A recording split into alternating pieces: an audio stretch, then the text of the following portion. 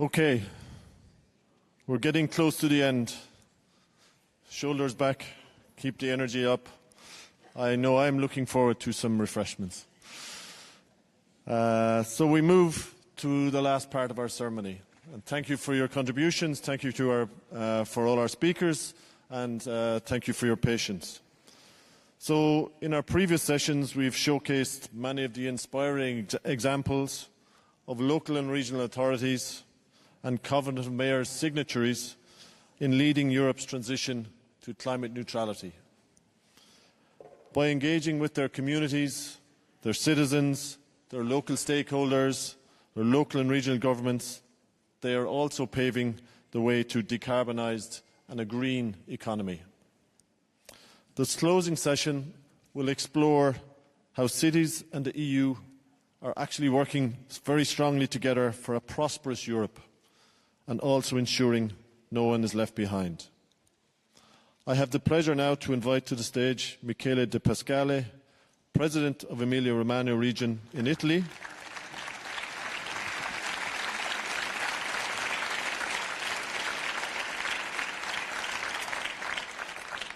And Michele is also a member of the board of the Covenant of Mayors.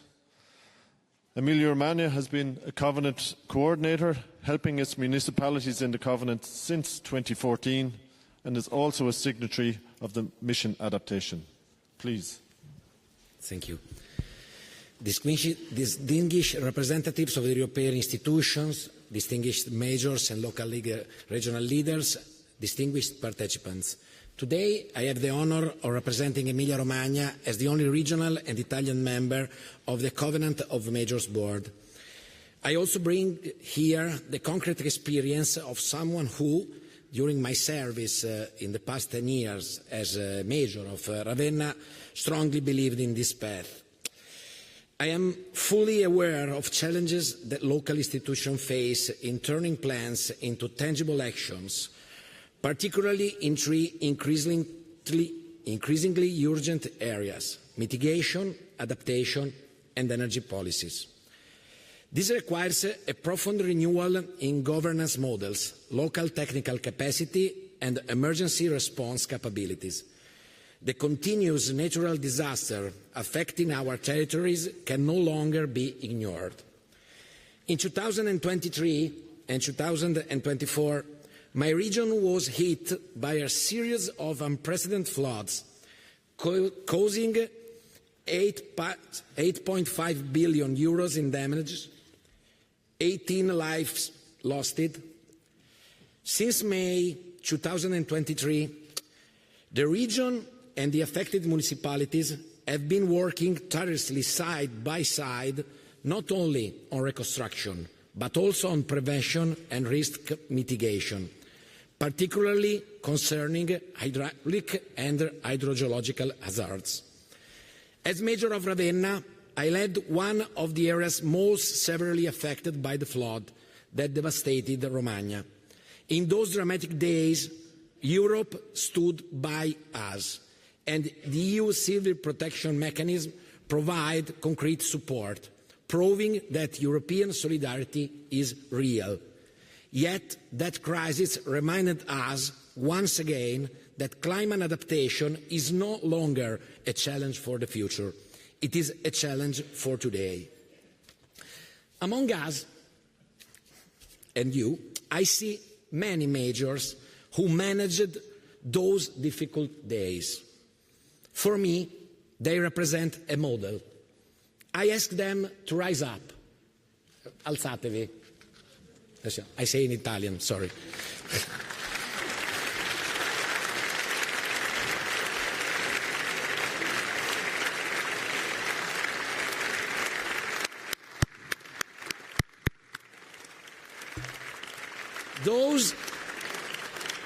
Those who deny climate change should have the courage to come here, to say it in front of our communities. We all know how crucial the fight against climate change is, and how essential local administration, both regional and municipal, are in implementing adaptation policies. that empower communities to withstand the harsh impact of the climate crisis. After a not easy negotiation with the Italian government, now we have a national allocation of €1 billion for a special risk reduction plan. We already know that the resources will not be sufficient, but they have allowed us to initiate a participatory planning. More than 2 million people live in the affected areas, and is a alluvionary plan, heavily anthropized and largely reclaimed by water over the centuries. This is a unique opportunity for us, but I think, and I strongly believe, it can also be served as a case of study for European at-risk areas. But obviously, adapting to climate change can't be the only answer. In the short run, it will be a surrender, and in the long run, we will be all truly dead, as John Maynard Keynes said. In my region alone, 270 municipalities, the 83% of all municipalities, covering more than 92% of the regional population, have approved sustainable energy and climate action plans. We strongly believe that local authorities are uniquely positioned to address the climate challenge due to their regulatory and planning roles and their close relationship with citizens and business. Energy supplies is one of the main barriers to Europe's economic growth. The global energy crisis has made it clear that we must, at the same time, diversify and make supplies more secure and strongly invest in renewable sources to reduce our dependence on international markets. We cannot address the issue only in times of crisis. We must build a more stable, accessible and sustainable energy system, encouraging the development of local energy communities. A serious and responsible energy policy must respect the so-called energy trilemma, balancing supply security, affordability and environmental sustainability. In Emilia-Romagna, this awareness translates into a clear and balanced strategy for a determined yet sensible and gradual energy transition. We are one of the Italian regions with the highest energy demand due to our strong industrial base and climate conditions. Yet we are moving toward ecological transition from legislation on energy communities to investments in infrastructure and renewable technologies to a broader strategy aiming to enhance energy independence, support business competitiveness, promote innovation and reduce emissions. We call on Europe and national governments to support local energy transition with adequate tools, simplified procedures and strong investments, especially in today's complex geopolitical context, to increase our energy autonomy. Regions have a duty to foster research and the development of new technologies and business initiatives to tackle climate change. We can't and we don't want to stop the transition. We deeply understand this European historical duty. But fighting against climate change, we must know we have different rules from the past. CO2 and climate-altering emissions are more complex enemies to face than water or air pollution. If we imagine suddenly shutting down all the European industry, in a few time, global emissions will not decrease, but will quickly increase, moving production to parts of the world with worse technologies and more permissive laws. This is what has unfortunately happened also in recent years. The challenge is global. The historic mission of the European Union is not simply to reduce its own climate-altering emissions on a planet that continues on the path to self-destruction.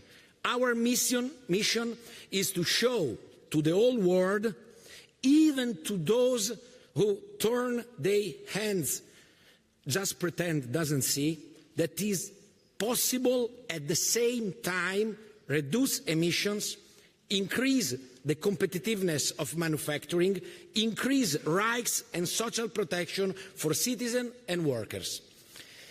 It's an ambitious goal, but entering this temple of democracy and feeling the immense Italian pride of reading every time Altiero Spinelli's name, I thought that those men and women had the courage to dream of peace, freedom, equality, and brotherhood from the depths of Ventotene jail. With that example, let us look to the future with determination and hope.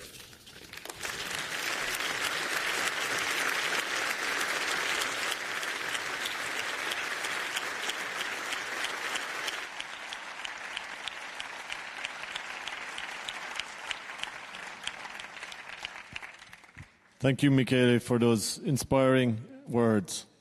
As I mentioned, Michele is a member of the board of the EU Covenant of Mayors, so I'd like to take this opportunity to invite his fellow board members to please stand up as we recognise the strategic direction that they give to the Covenant. Please.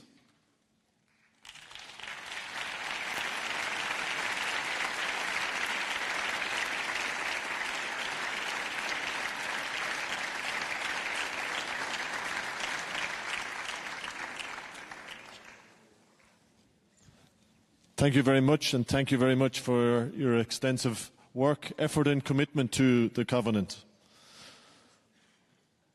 I now welcome Hanna Zdanowska, Mayor of Łódź in Poland, member of the European Committee of the Regions and National Ambassador of the Covenant. Łódź is a signatory of the Covenant of the Mayors since 2020, beneficiary of the European City Facility, and also a labelled city of the EU Mission for Climate Neutral and Smart Cities. Please, Hanna.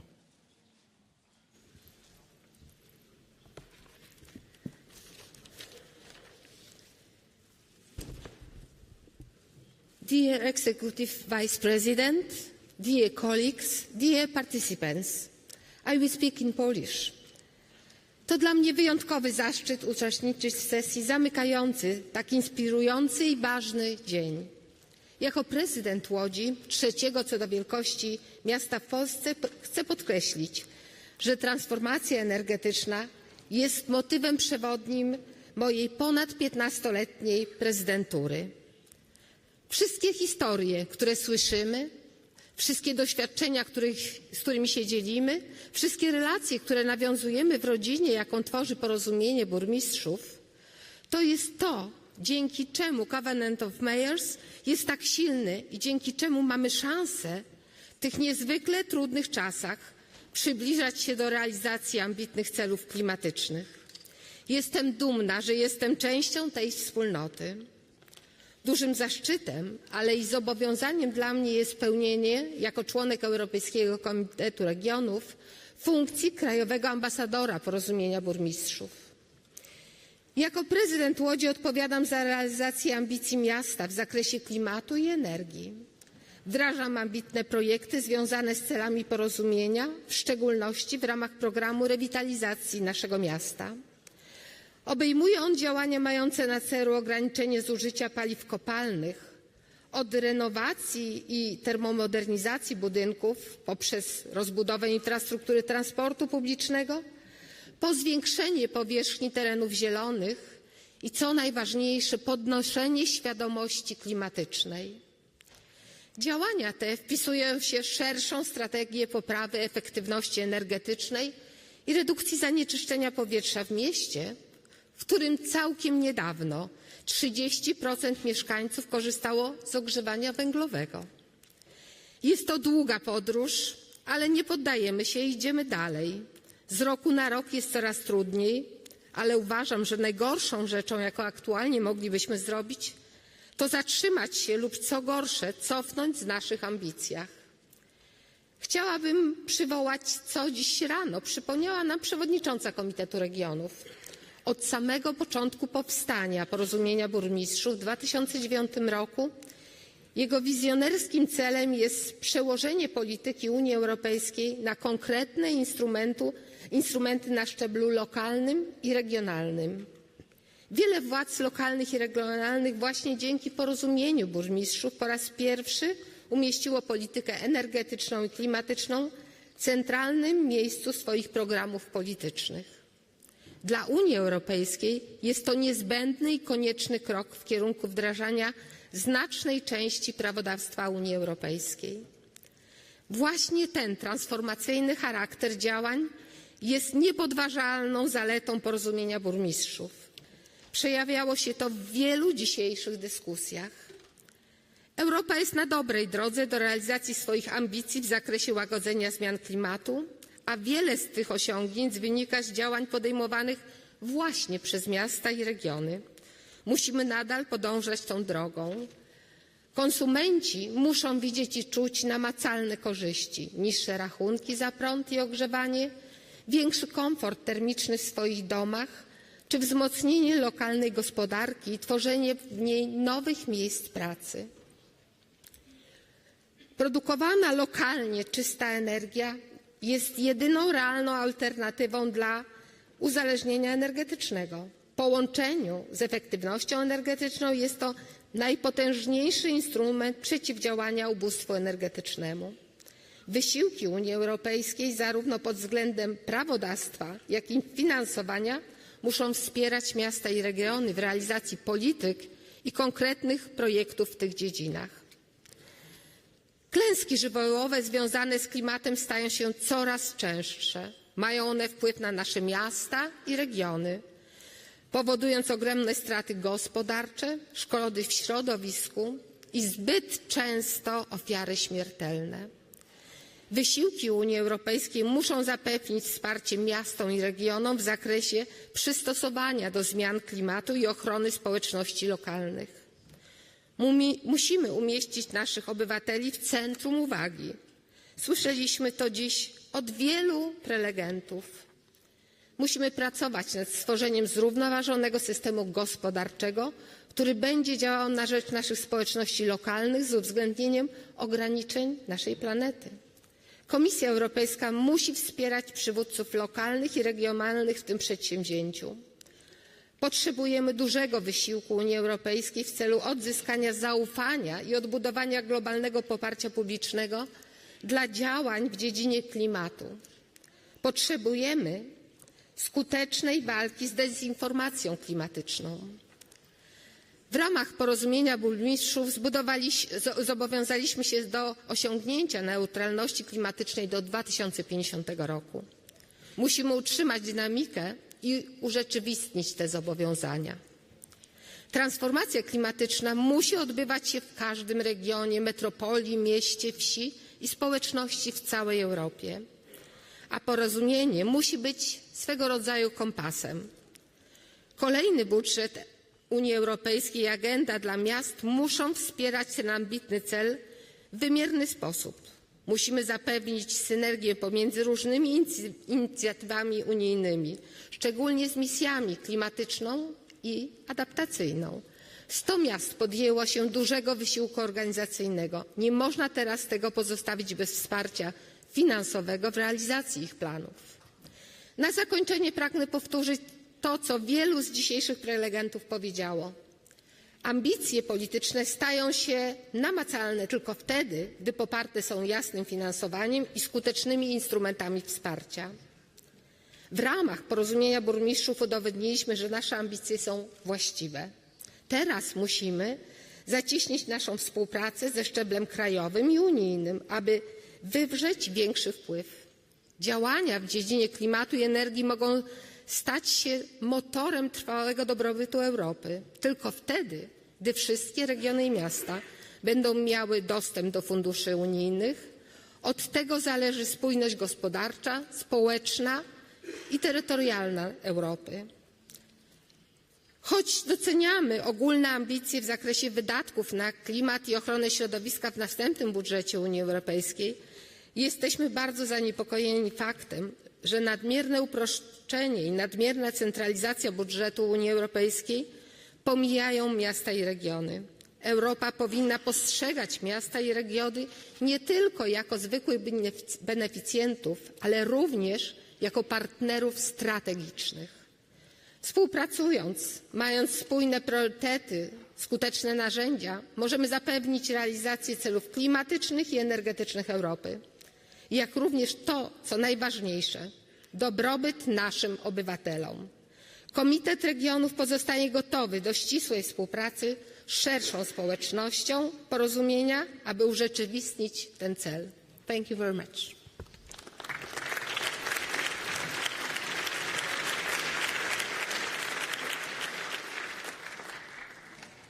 Thank you very much, Mayor Zdanowska, for your excellent insight and impactful input.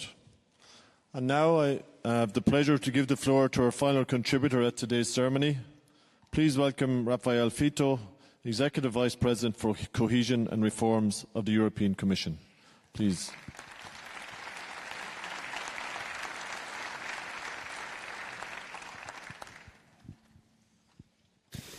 Thank you, ladies and gentlemen, dear mayors, dear participants. It is a great pleasure to be with you today. Your presence today is a very important moment for our common work. Today, close to 340 million Europeans live in urban areas. That is around 75% of the total European population. I know very well the importance of your work. Since the beginning of my mandate, I put great importance to cities, towns and municipalities. I have met with many local representatives in Brussels in my visit to the Member States. We have organized the Cities Forum in Krakow, and I chose to have my first implementation dialogue with elected local representatives. And of course, holding the European Week of Regions and Cities over the past 3 days, where I hosted a high-level session on Europe's urban future. Cities play a key role.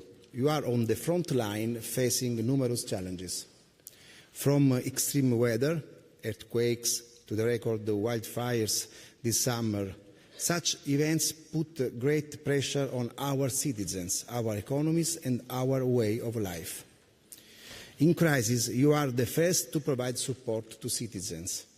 And you remind everyone that moving to a more resilient and sustainable economy is not just an EU project, it is a shared effort. It involves European institutions, member states, regions, cities, and our citizens.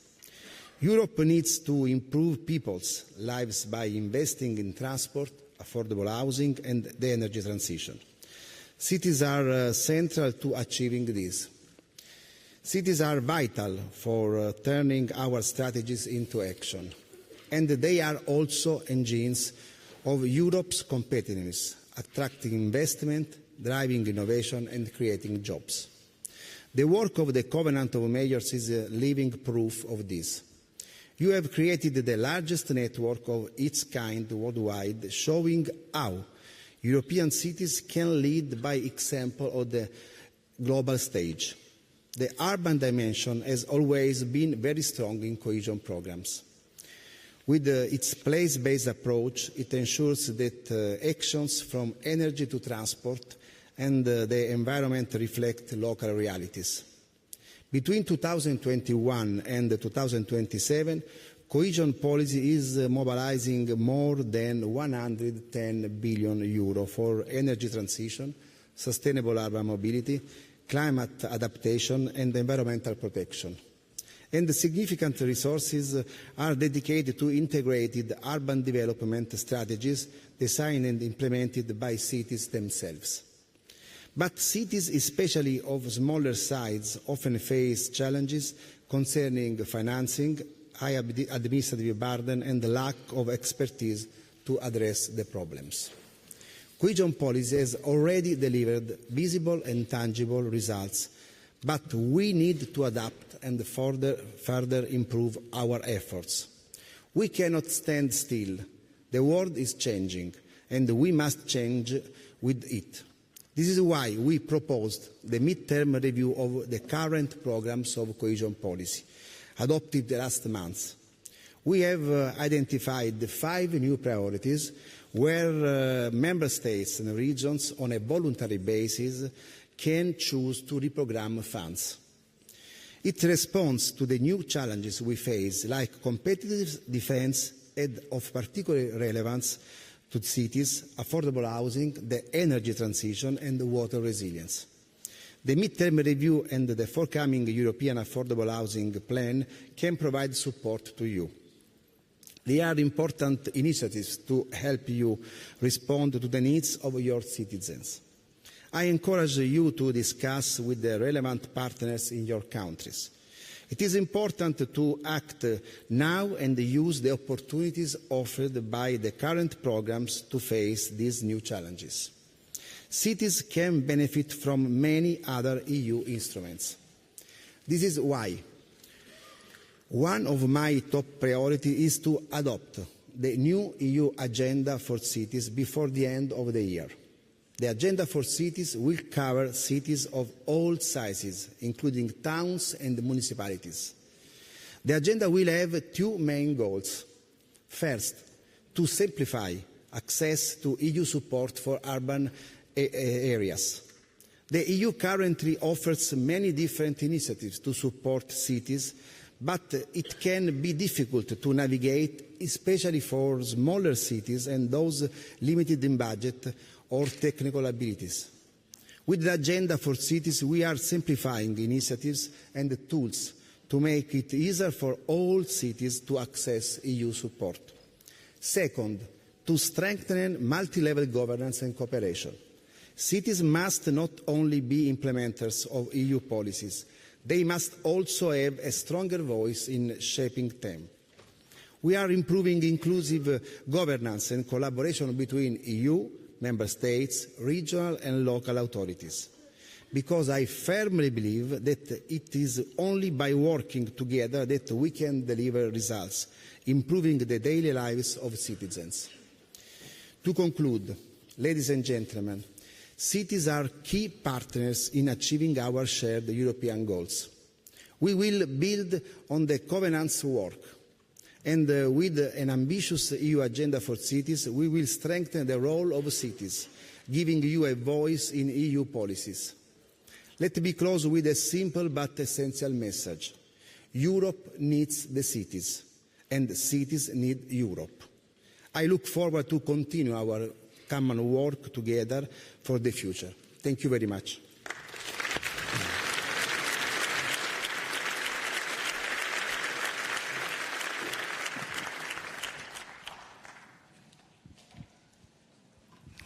Thank you very much, Executive President Fitto, for your words and your commitment to working and being inspired by the Covenant.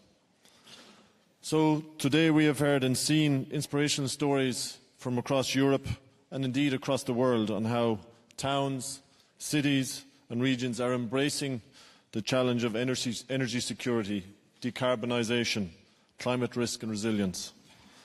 As we end our ceremony, I remind you that this event is actually a celebration of your efforts and indeed the celebration of the efforts of the citizens across Europe who are working to deliver a safe, secure and a green society for us all. You here today and your fellow Covenant members across Europe are shining examples of what can be achieved. I would like to thank the speakers of today for sharing their inspirational messages and their contributions to the dialogue. On behalf of the Covenant Mayors of Europe, I would like to thank the European Parliament for hosting the 10th ceremony of the European Covenant Mayors, to the European Commission and the Committee of the Regions for the huge support they have provided to the Covenant team during the organisation of this event. It doesn't end here. The ceremony will continue with a networking lunch in the same catering areas outside of the hemicycle where you had your breakfast. So please follow the instructions of the Covenant Mayors team. The hemicycle will be closed, so please do not leave anything behind you, as you won't be able to pick it up later.